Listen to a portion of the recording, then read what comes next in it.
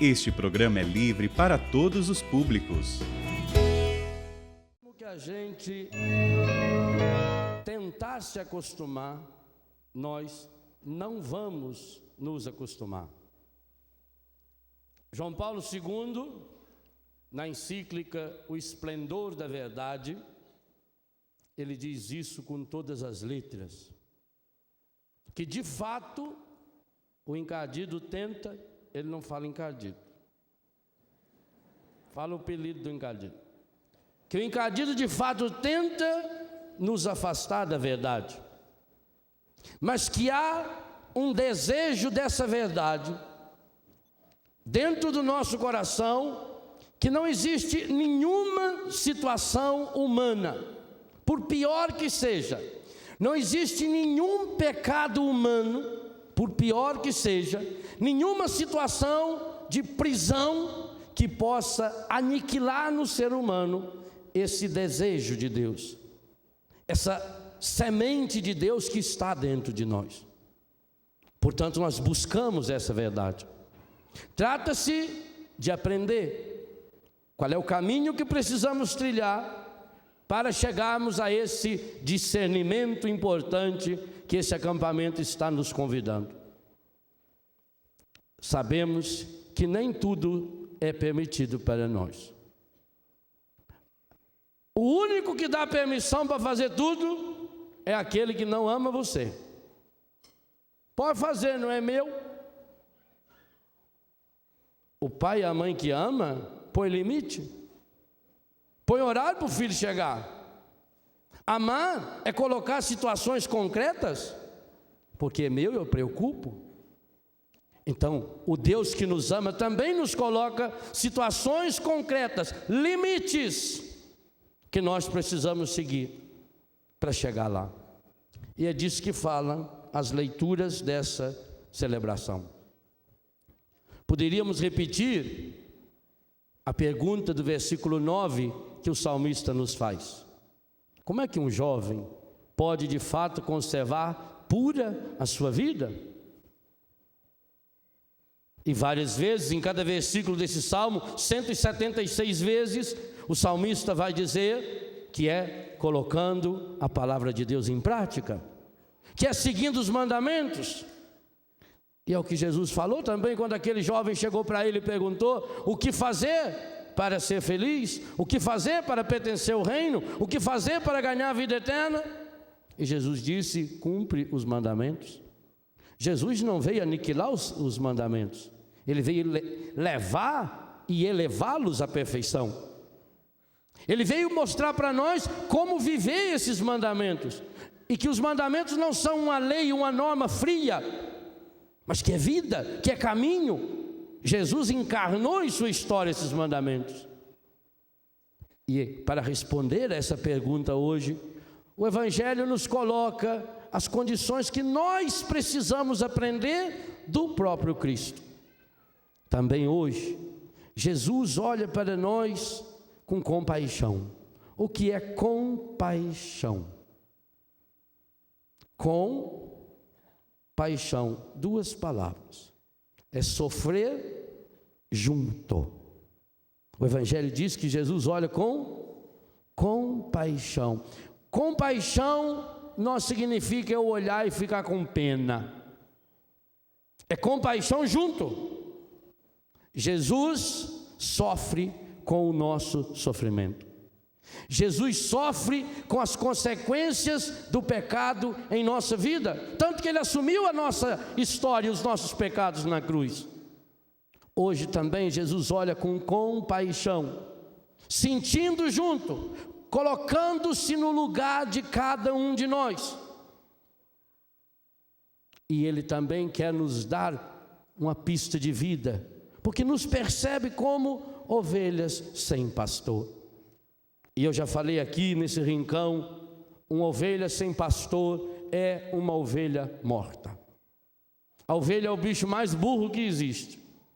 Se você tirar a ovelha daqui do pasto, colocar ela 20 metros no meio da mata, ela não volta sozinha. Ela não tem a trilha. Para ela voltar, ela precisa ouvir a voz do pastor. Por isso que a ovelha tem uma memória fotográfica muito boa e auditiva. Ela grava, inclusive ela sabe distinguir no meio de todas as outras ovelhas, que aparentemente são todas iguais, ela sabe distinguir aquela que é do seu bando, do seu rebanho, da sua grei, da sua igreja. E ela grava a voz do pastor. Sem a voz desse pastor, ela fica lá. Por isso que de manhã cedo, porque eles tinham pasto comum, de noite os pastores reuniam e colocavam as suas ovelhas num cercado só, vários pastores, que eles ficam andando pelo deserto.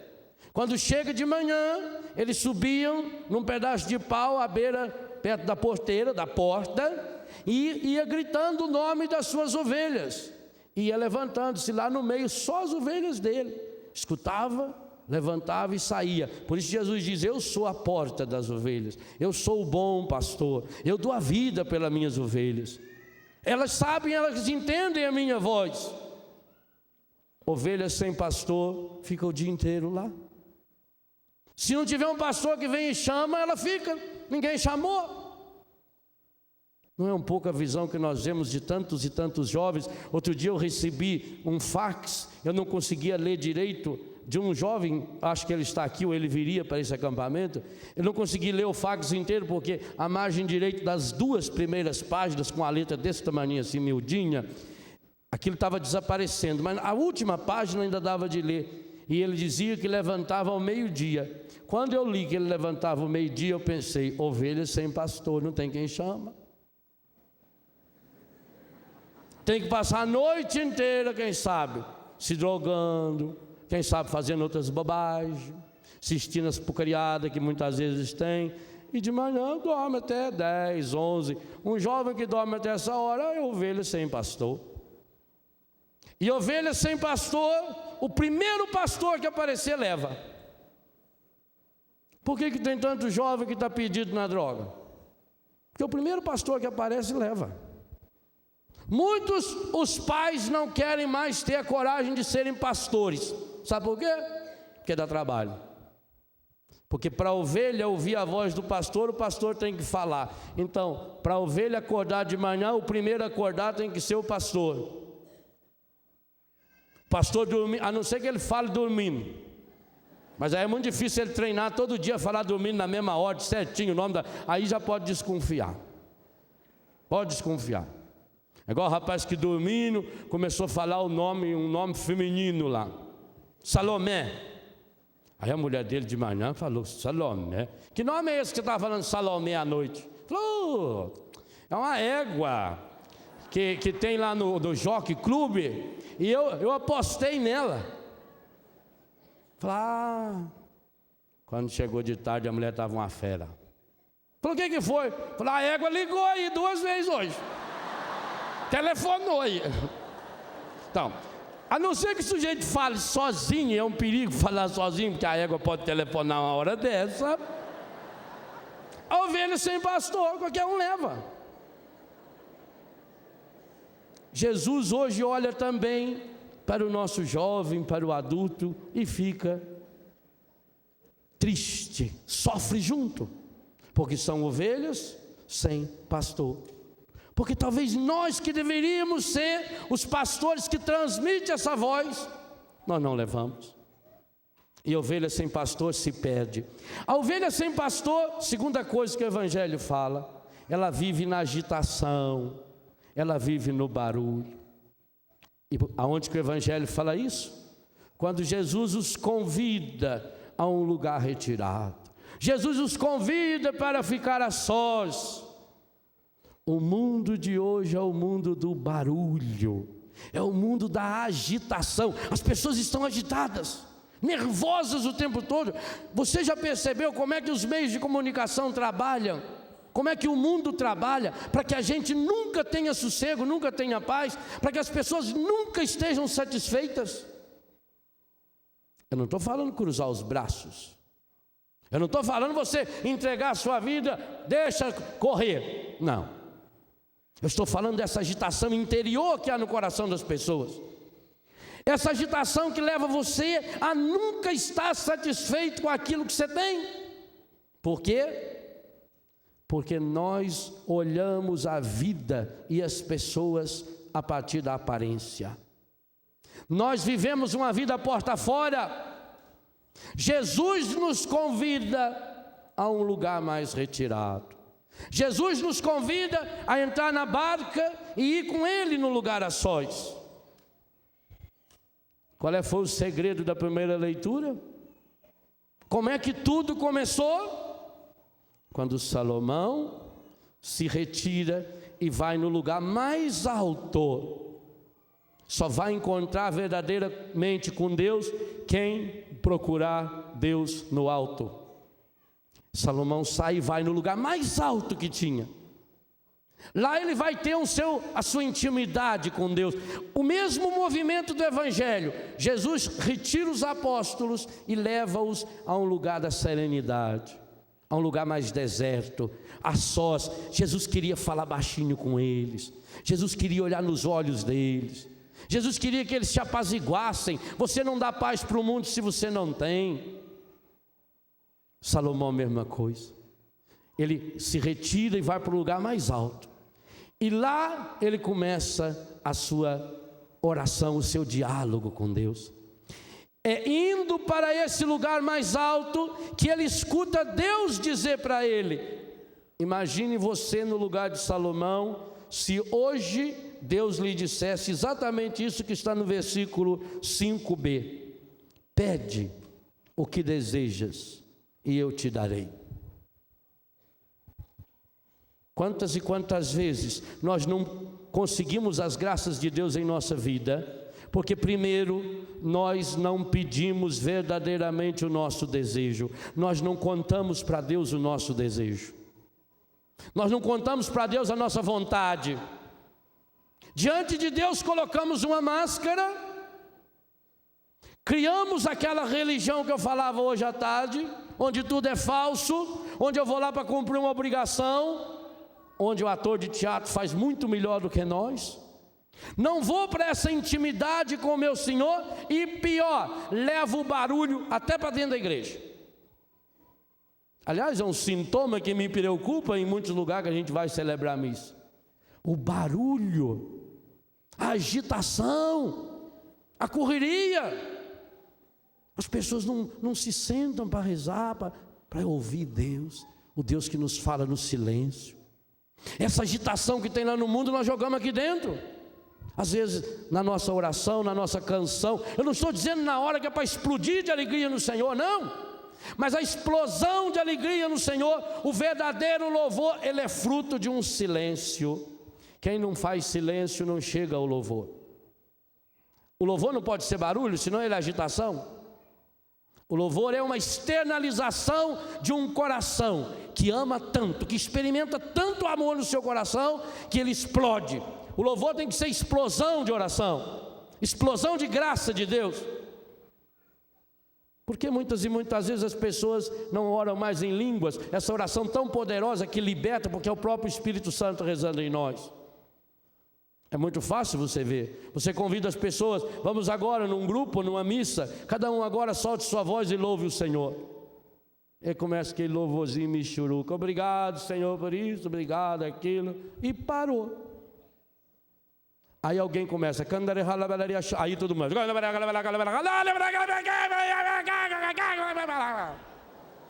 Uai, não é estranho?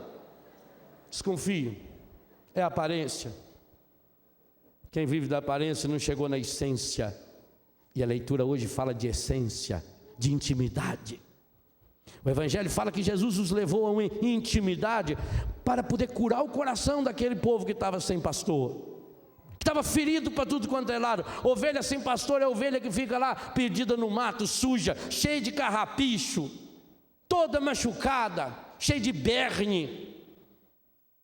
E ela vai ficando fraca. Você tem que matar o berne no bicho, porque senão o berne vai chupando e mata o bicho, ele fica magro. Jesus precisou levá-los. Salomão também vai para esse lugar a sós com o Senhor, para fazer a sua intimidade com o Senhor, o seu momento de silêncio com Deus. E aí Deus olha para ele e diz: pede-me o que você deseja. E que oração ele fez. Senhor, eu sou ainda um adolescente, eu sou ainda um jovem, eu estou com essa missão tão grande, Senhor, mas eu não tenho capacidade para isso. Então, Senhor, eu te peço um coração verdadeiramente voltado para Ti, Senhor. Eu te peço, Senhor, a graça de um coração que sabe discernir o bem e o mal. Ele nem pediu para vencer o mal, ele pediu aquilo que é o tema desse acampamento: a graça de sabermos discernir. O que é discernir? Discernir vem de qual palavra? De onde vem a palavra discernir? De discernimento, que coisa fabulosa. É claro, discernimento. Discernir vem da onde? De cortar para achar o cerne, o centro, o miolo, aquilo que está, a madeira, o cerne da madeira, é aquilo que está lá dentro da madeira, é a parte mais forte da madeira, não é a casca, não. Um coração que sabe discernir é um coração que sabe ver lá no íntimo, que não fica aqui na casca. A festa do mundo é o quê? É fantasia, é por fora. A pessoa cobre o corpo inteiro de ouro, mas por dentro é aquele esterco, aquela sujeira. Discernir é você partir e enxergar aquilo que está lá dentro que ninguém está vendo. E Salomão aprendeu, tanto aprendeu, continua lendo a primeira leitura. No dia seguinte ele está lá, chegaram 2 prostitutas, naquela época já tinha. As 2 prostitutas eram colegas de serviço e trabalhavam na mesma boate. Chegaram com um problema sério. Contaram então. Primeiro que eu acho fabuloso é ele ter recebido as 2. Ele como um rei, um homem tão importante, mas tinha tempo para dar ouvido a 2 prostitutas, meretrizes. Ele recebeu. E elas iam trazer a ele um problema. Qual? As 2 tiveram um bebê. Um bebê morreu durante a noite. E elas disseram que dormia no mesmo quarto, ou as crianças ficavam num berçário, não sabemos bem. O que aconteceu? Aquela que o filho morreu, de noite foi lá dar mamar, o menino estava morto, ela trocou o rapazinho. É muito fácil trocar criança. Tanto que você leva para casa uma, depois que vai descobrir, às vezes nem é da mesma cor, nem é da mesma raça. Troca. Eu contei uma vez ao padre, o rapazinho estava fazendo 1 ano de aniversário. A família fez uma festa linda. O pai então estava numa felicidade. O senhor Manuel estava naquela alegria, aquela felicidade. O Pompolho estava a completar 1 ano. Aquela alegria dele. E ele todo feliz, arrumou as roupinhas do menino, igualzinho a dele, a camisa do Vasco da Gama, com aquela cruz de Malta, né? Coisa bonita, sim. Todo feliz da vida, enfeitou tudo. Ele estava emocionado. A esposa dele viu ele tão emocionado, ela não aguentou o peso na consciência. Chamou ele num canto e falou: eu tenho que contar uma coisa para você. Ele falou: pode contar, não tem problema, estou feliz. Isso é por isso mesmo que eu tenho que contar. Estou vendo você tão feliz com esse menino. Infelizmente, esse menino não é seu filho. Falei: eu já sabia. Falou: como? Responsabilidade minha. Falou: mas como? Culpa minha. Mas como, Manuel? Lembras da maternidade? Quando você mandou que eu trocasse o menino? Peguei um limpinho, aquele estava muito sujo, troquei. E agora temos, ai que belezinha, eu estou sabendo. Não é desse jeito. Então, ela pegou e trocou o rapazinho. A outra viu, achou, olhou bem e falou: esse não é meu filho, não. Como não tinha o ratinho para ir fazer o DNA, foram no Salomão. Então, olha o rei, o problema é esse. O filho é meu. Ela trocou e disse que é dela. Não, senhora, o filho é meu. O seu é o que morreu. Não, o meu não morreu, morreu. Como ele ia descobrir? Ele não tinha como fazer DNA. Olha na criança, não sabe. Ele teve uma ideia fabulosa. Quer dizer que as duas estão dizendo que o filho é seu? É. Então é muito simples. Vou mandar partir a criança no meio. Metade para cada um. Tá bem assim? Uma falou, para mim está ótimo. A outra falou, ah não, prefiro então que o senhor, ela fica com o neném, mas fica vivo. Falou, a senhora é a verdadeira mãe. Isso é discernir.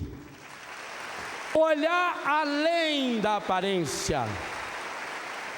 Ir além. O demônio é essa mãe falsa. Ele quer você para ele. E se for preciso partir você no meio, o demônio nem liga que você seja metade dele e metade de Deus. O demônio nem liga que você vai em acampamento, que você seja padre. Ele não liga. Ele não tem ciúme. Desde que você dê a ele o dízimo diário dele. Desde que você dê a ele o dízimo do cigarrinho, desde que você dê a ele o dízimo da novelinha, desde que você dê a ele o dízimo da cervejinha, desde que você dê a ele o dízimo da camisinha, você vai pagando o dízimo, não tem problema. Ele até gosta que você vá lá na igreja, que você reza, que não tem problema. Ele não é ciumento. Aquela que não é a verdadeira mãe aceita pela metade. Mas Jesus não, ele diz, ou é frio ou quente, que se for morno eu vou vomitar da minha boca. Será que você não está vivendo dividido? Quantas vezes você fala, eu estou numa situação tão dividida?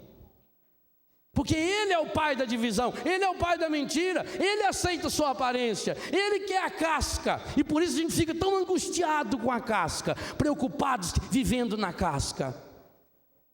Salomão disse, eu sou uma criança, eu sou um adolescente, eu não consigo enxergar, Senhor, a essência, e eu queria enxergar o único necessário. Quando a gente lê esse trecho da palavra, e quando a gente lê um bilhete que eu li hoje, eu disse, meu Deus, louvado seja, como é bom que hoje ainda a gente tem jovens como Salomão, que sabem fazer escolhas bonitas. Olha lá, Débora, Flávia, Joyce, Lília, Verlane. Essas 5 mineirinhas, que andaram 1.200 quilômetros para estar nesse acampamento, recusaram a festa de debutante, porque queria celebrar 15 anos com vocês. Não é bonito?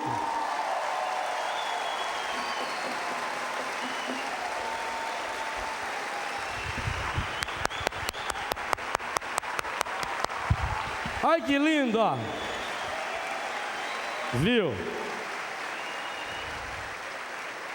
Obrigado a vocês. Vocês 5, vocês estão dizendo para nós, vale a pena ser de Deus. Vale a pena fazer a escolha certa. Obrigado. Salomão está aqui. E você pode ser, e é, igualzinho. Quando nós deixamos o Espírito Santo nos conduzir, quando nós deixamos o Senhor nos levar no cantinho a sós, Ele nos inspira decisões corretas. Aparentemente para elas, o que seria importante? Lá na cidade delas, lá em Salinas. Como é que chama?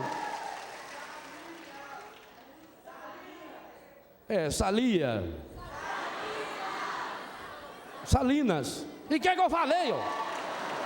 Ora, eu falei Salina. Pronto. Elas podiam pensar lá em Salinas, fazer um baile, dançar uma valsa. Os sonhos mais lindos sonhei.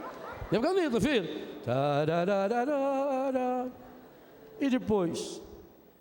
Ia sair no jornal, coluna social. Aqueles rapazes meio atrapalhados ia estar lá fotografando, filmando, escrevendo as notinhas, né? Mas ia estar vazio.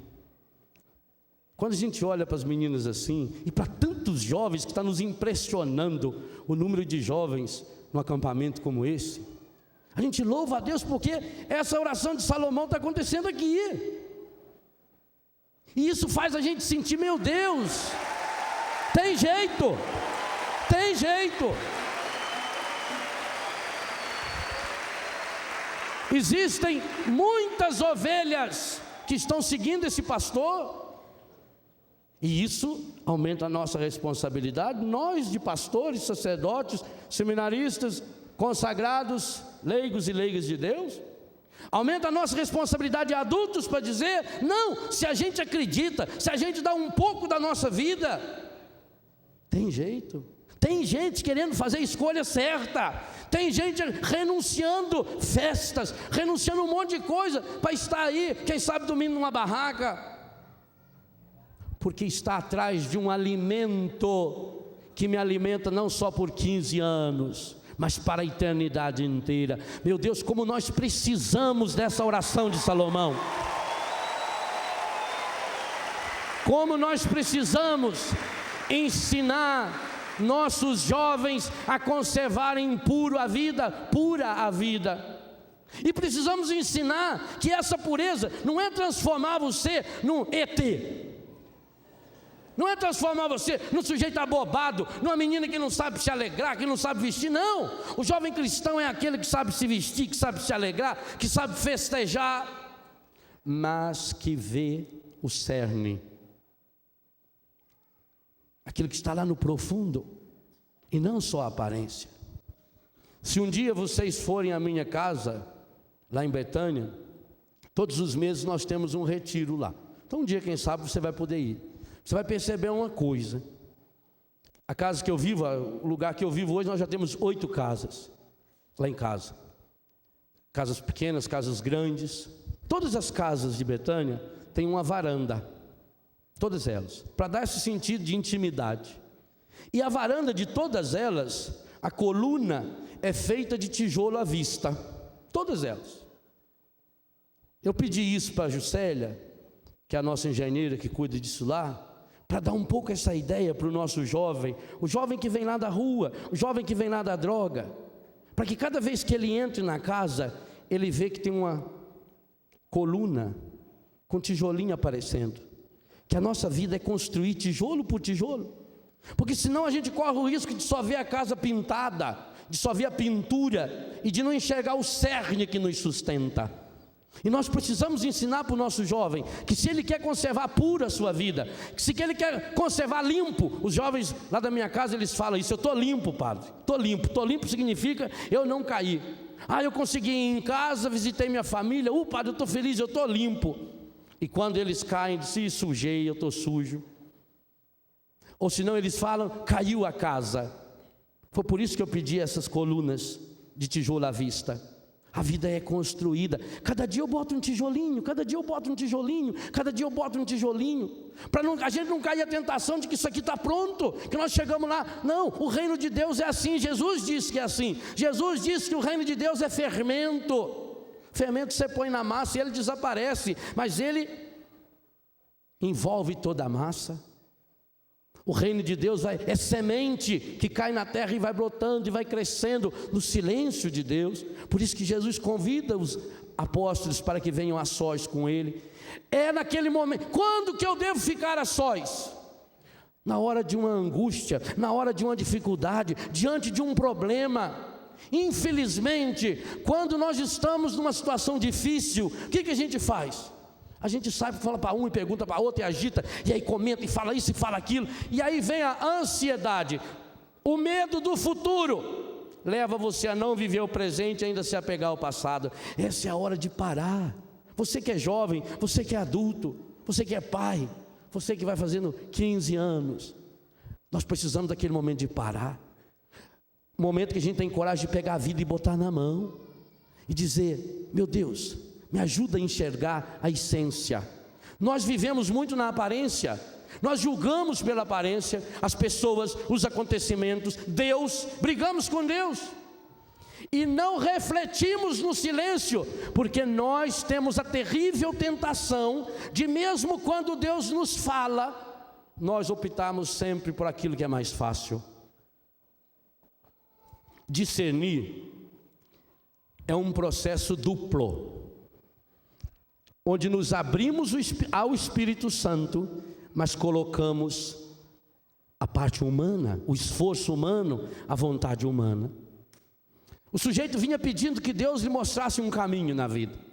E um dia ele estava rezando, caminhando pelo campo, ele viu uma raposa ferida, machucada. A raposa não podia andar. E aí ele ficou pensando: meu Deus, aquela raposa parece que sou eu. Eu também estou tão ferido, tão machucado, estou com tanto problema, desemprego, situação difícil na vida. De repente ele viu que próximo àquela raposa se aproximou um tigre, e que o tigre vinha com uma caça na boca. E ele ficou atento para aquela situação. E aí o tigre comeu uma parte daquela caça e foi embora. E ele viu que o tigre deixou ali, próximo onde estava aquela raposa machucada, um bom pedaço de caça. E percebeu que a raposa foi se arrastando devagarinho, e foi lá e começou a comer o resto da caça que o tigre tinha deixado. E aí ele falou: obrigado, meu Deus, eu entendi tudo. Obrigado, Senhor. Foi para casa, cruzou os braços, deitou-se. Deus é providente, Deus cuida de mim. Do mesmo jeito que Deus mandou um tigre, que parecia um inimigo, levar comida para a raposa, Deus vai cuidar de mim. Eu sei que a graça de Deus vai vir à minha porta, eu sei que o emprego virá me procurar, eu sei que a saúde vai me visitar, porque eu entrego a minha vida para Deus. Mas talvez vocês vão ficar um pouquinho decepcionados com a minha história hoje, porque a cada dia ele piorava. E ele rezava todo dia: meu Deus, eu confio, meu Deus, eu confio. E cada dia ele escutava aquela voz interior, que era Deus lhe dizendo: eu já lhe falei, eu já lhe falei, eu já lhe falei. E cada vez ele lembrava daquela cena, para ele era uma grande palavra de ciência, o tigre levando comida para a raposa. E ele estava piorando a cada dia mais deprimido, mais angustiado, reclamando de Deus, porque ele tinha confiado em Deus, ele confiou na palavra, ele viu essa cena, ele viu o tigre alimentando a raposa. E como é que Deus não ia alimentar dele? Ele já sabia de cor todas as passagens da providência, ele já tinha lido o livro Olhai os lírios do campo, tinha decorado todas as passagens. Deus cuida de mim, eu vi essa cena. E cada dia ele piorava, e o emprego não vinha, e ele foi ficando fraco porque não se alimentava, até que ele recebe a visita de alguém. E essa pessoa vai lá para dar uma palavra de apoio, de alegria, e ele diz: não me fala desse Deus, eu não quero mais, eu estou revoltado com Deus, porque eu acreditei nele, Deus me falou, e eu fiz o que ele mandou. E a pessoa disse, como aqueles amigos de Jó: mas será que o senhor fez o que Deus lhe mandou? Sim, eu fiz. E como é que o senhor tem tanta certeza? Porque eu tive uma palavra de ciência, e o senhor sabe muito bem que está no livro de São Paulo aos Romanos, capítulo 11, versículo 29, os dons e a graça de Deus são irrevogáveis. Eu tive uma palavra, eu discerni uma palavra de ciência linda que Deus me deu. Se o senhor podia me partilhar que palavra é essa? Disse sim. Eu estava num campo, estava rezando, eu estava em oração, eu tinha pedido ao Senhor uma palavra, eu tinha feito a minha roleta bíblica, já tinha achado uma minha passagem, e eu saí para contemplar o Senhor que me fala. Quando Ele me mostrou essa cena, eu vi a raposa estava lá doente, Eu vi com esses olhos que aterrar de comer o tigre chegando, o tigre que parecia ser o inimigo, mas ele veio e deixou a comida lá. Então o Senhor não vai me dizer que foi Deus que me mostrou como é que um tigre vem e deixa comida para uma raposa? Não foi a mão de Deus? É verdade, confirmo que é uma palavra de ciência. Então, e eu confiei em Deus, eu vim para a minha casa, eu me entreguei a Deus. Sim, mas o Senhor não entendeu a palavra. Deus estava dizendo que o Senhor tinha que fazer igual o tigre, e não igual a raposa. O Senhor pode andar, o Senhor não está machucado, o Senhor não está ferido. De fato, Deus está pedindo para você ser tigre, que vai levar comida para as raposas, e não raposa. Por que será que nós, com tanta facilidade, achamos que nós somos chamados a ser raposa? Ah, meu Deus, como eu preciso, ah, meu Deus, você é para ser o tigre. Você é filho e filha de Deus, você é obra-prima do Criador. Você tem o dom de Deus. Inclusive, o tigre aqui leva muito bem para isso, porque a aparência dele é de maldade. O mundo está dizendo que você tem maldade, que você é ruim, que você é péssimo, que eu sou péssimo, que nós somos isso, que nós somos mais aquilo. Não, dentro de nós há esse espírito do verdadeiro tigre, do leão de Judá, do qual nós somos descendentes. Mas a nossa missão é ser esse tigre, de levar esse alimento para as raposas que estão jogadas. Por quê? Porque a raposa é o símbolo da esperteza. O mundo está jogado na mão dessas raposas. Essas raposas que estão feridas e machucadas e estão precisando. Mas muitas e muitas vezes porque não vemos o cerne, mas também porque não queremos nos comprometer. Nós pedimos para nós. Salomão recebeu o discernimento já na sua oração, quando ele não pediu nada para si, e o próprio Deus disse para ele que ele podia pedir. Ele não pediu para si, ele não pediu nem saúde, ele não pediu nem para vencer os inimigos, ele pediu discernimento, um coração que sabe obedecer, um coração que enxerga a essência. Exupéry já dizia: o essencial é invisível aos olhos, só se vê bem com o coração. Por isso que Jesus nos dá um coração novo. Ele pediu para ele poder estar a serviço, discernir é ver esse cerne, é ver essa essência, é sair da aparência. A raposa poderia estar dizendo: tudo me é permitido, mas nós somos chamados a seguir o tigre. É o Senhor que veio até nós, e não só veio trazer resto de comida, não.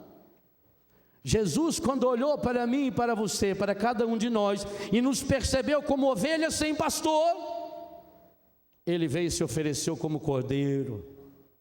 Ele não levou só um resto de comida, Ele se deu como alimento, para dizer: eu estou com você, eu me derreto por você, eu me acabo por você. Mas você precisa ver a essência, ver qual é o cerne. E por que é importante a gente ver o cerne? O cerne é onde a madeira é mais dura. O cerne é onde a madeira tem mais resistência. A casca não é muito difícil de se perder, mas nós ficamos na casca. Ah, porque eu quero ser livre. Alguém já dizia que a verdadeira liberdade é como você plantar uma árvore e não deixar ninguém podar os seus galhos. Uma árvore livre, ninguém pode podar. Deixa crescer, livre. Não. A árvore livre não está na poda, está na raiz. Porque você pode deixar sem podar nada, mas se essa raiz encontrar aí um sistema de pedra fechado, a rocha, ela cresce do jeito que quiser e morre. A verdadeira liberdade tem que estar enraizada em valores.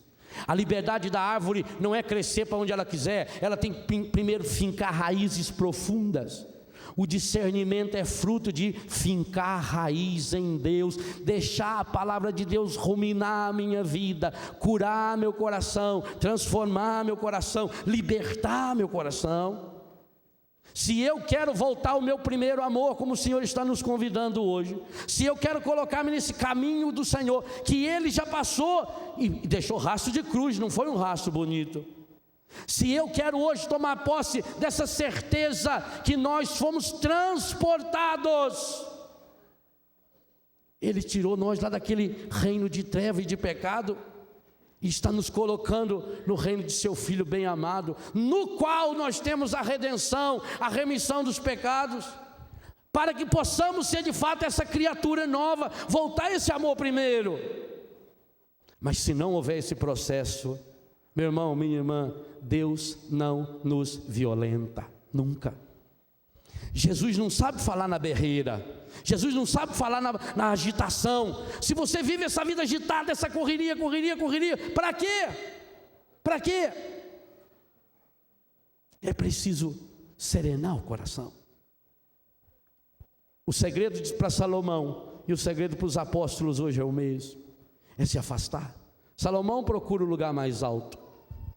Se eu vou procurar o chiqueiro, o que eu vou achar? Vai lá no baixo para ver, vai no buraco, vê quando chove, olha numa grota, o que não presta vai tudo para lá. Vai no alto, a nossa meta está no alto. Salomão buscou no alto. Esse alto é o silêncio com o Senhor, é aquilo que Jesus fala, ou melhor, que São Lucas nos fala de Jesus, no capítulo 6, versículo 12. Jesus, naqueles dias, Jesus retirou-se à montanha, e passou ali a noite inteira em oração a Deus. É no silêncio dessa montanha. Elias, o grande profeta, o grande homem de Deus, naquele momento de angústia, naquele momento de dificuldade, perseguido de morte, achando que não tinha mais jeito, ele tinha enfrentado 450 sacerdotes de Baal, a situação dele era triste demais, e ele estava desacussado. Então ele vai embora, ele quer morrer, ele vai lá para o monte, ele quer morrer, o anjo vem, alimenta, Deus quer falar com ele, e manda ele lá para o Horebe, ele vai, e ele acha que Deus vai falar com ele, quando ele vê um trovão, e não fala, um terremoto, mas quando veio uma brisa suave, o silêncio. Esse silêncio não é só ausência de barulho, é presença de Deus, é intimidade. Menino, menina, meu irmão, minha irmã, você é chamado a ter uma intimidade profunda com Deus, abrir o seu coração a uma experiência, pelo amor de Deus, entre na essência que o acampamento traz a você. E por isso eu peço a você, hoje é só o segundo dia do acampamento, nós vamos ficar ainda até terça-feira, muitos vão ficar até quarta-feira de manhã. Não venha no acampamento e participar aqui na hora que tiver só música, que tiver só cântico, na hora que for para berrar Jesus, a hora que for para berrar, berre muito, a hora que for para pular, pule muito. Mas prepare o seu tempo para estar aqui, nesses momentos lindos que o Senhor está nos dando, de oração, de contemplação, de escuta da palavra, através de canção, através de uma oração inspirada, através do sorriso de olhar de um irmão. Tomara que amanhã nenhuma cadeira esteja vazia, porque alguém, quem sabe, está no barulho lá fora, ou lá atrás do ônibus fumando maconha, ou correndo por aí, ou andando por aí. É preciso aproveitar, saborear esse tempo de Deus. Nós precisamos com urgência hoje pedir a Deus, como Salomão: Senhor, eu sou ainda um adolescente. E se você tiver uns 60, 70 anos, pode falar que você é adolescente ainda, porque o que são 60, 70 anos para a eternidade inteira? É só o primeiro passo. Diga: Senhor, eu sou tão criança ainda. Em muitas coisas a gente é criança demais ainda. Bom, Jesus, é uma vantagem, Jesus diz que quem não se fizer como criança não entra no reino. Então vamos nos fazer como criança, dizer: ô Senhor, dá-me um coração que saiba discernir. Discernir é partir, tirar a casca, jogar fora as máscaras, jogar fora as aparências. Eu quero chegar no cerne, Senhor, para discernir a minha história. E eu digo uma coisa a você, e nós vamos retomar esse assunto amanhã e depois de amanhã ainda. Muitos e muitos se perdem na vida porque não conseguem enxergar o seu próprio cerne. fica na sua aparência e não percebe que lá dentro, que a sua essência, que o seu cerne tem um carimbo maravilhoso de Deus, tem uma marca maravilhosa de Deus, que você pode vencer, porque esse Deus está agindo em você, você é obra dele. Nós precisamos chegar ao cerne da nossa vida, para podermos também chegar ao cerne das pessoas. Qual é a essência daquela pessoa? Meu Deus, a gente briga com as pessoas por quê? Porque ficamos na aparência, julgamos, aí a pessoa fala, o outro já fala, e briga, e vamos nos amarrando, e vamos nos condicionando, e vamos nos prendendo. Porque tudo me é permitido. Leia um pouco antes o capítulo 6, o que São Paulo está dizendo lá? Meu irmão, se for preciso, sofra injustiça por um irmão seu. Também não é tão difícil assim, sofrer uma injustiça se for necessário.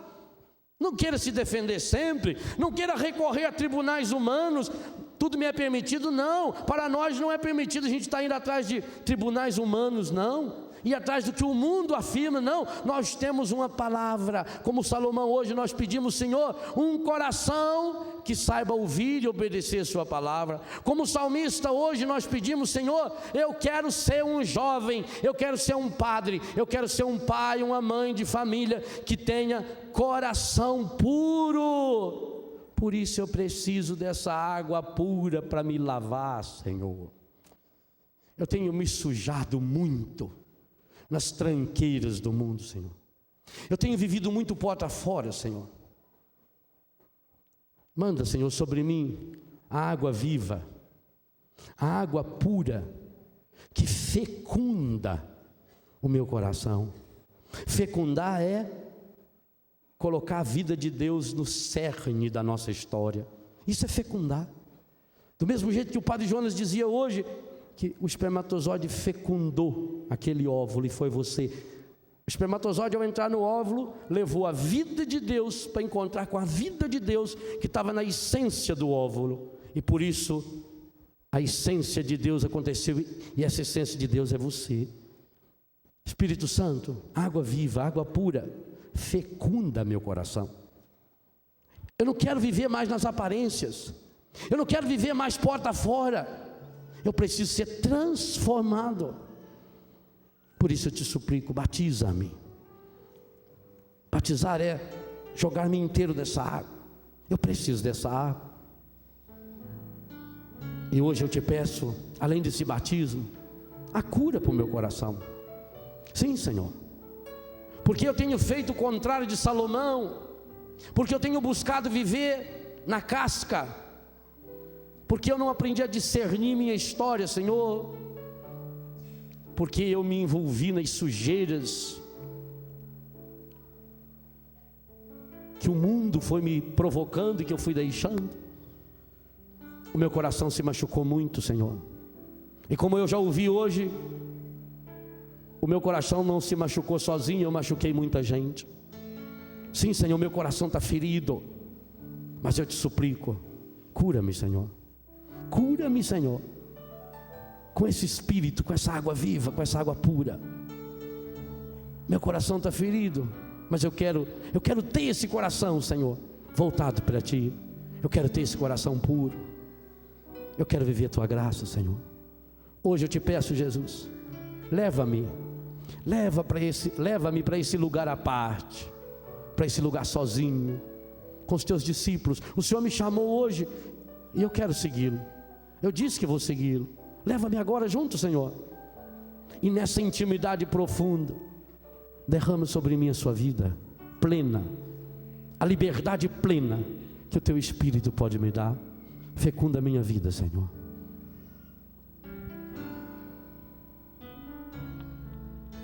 Batiza-me, Senhor, no Teu Espírito,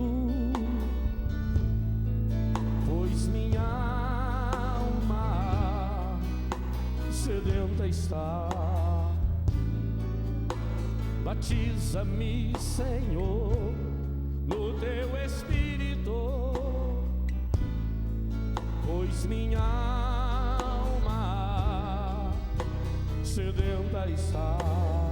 Nós te suplicamos, vem, ó água viva,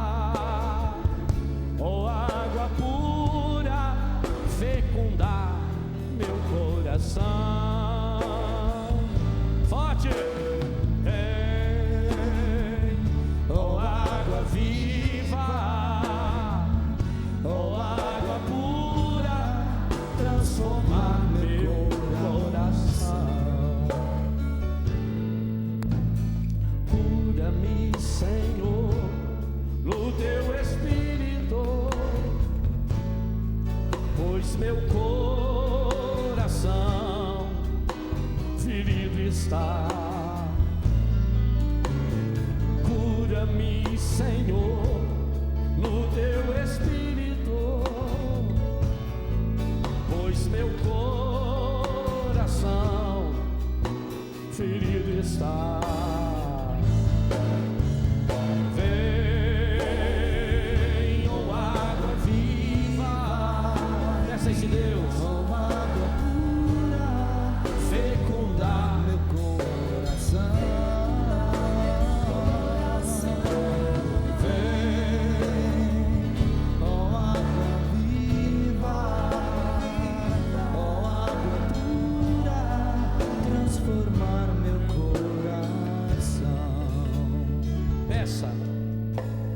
Cura-me, Senhor, no teu Espírito. Levante sua mão e peça essa cura hoje para o meu coração ferido e machucado, Senhor, para que meu coração possa saber discernir, Senhor.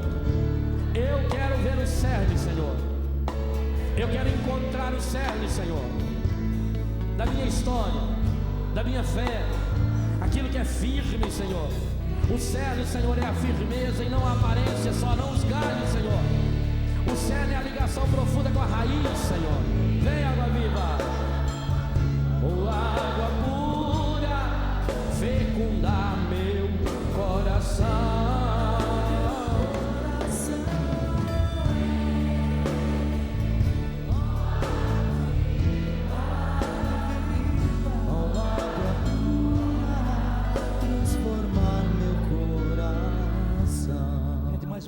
Batiza-me, Senhor, batiza-me, Senhor, no teu Espírito, pois meu coração sedento, meu coração sedento está.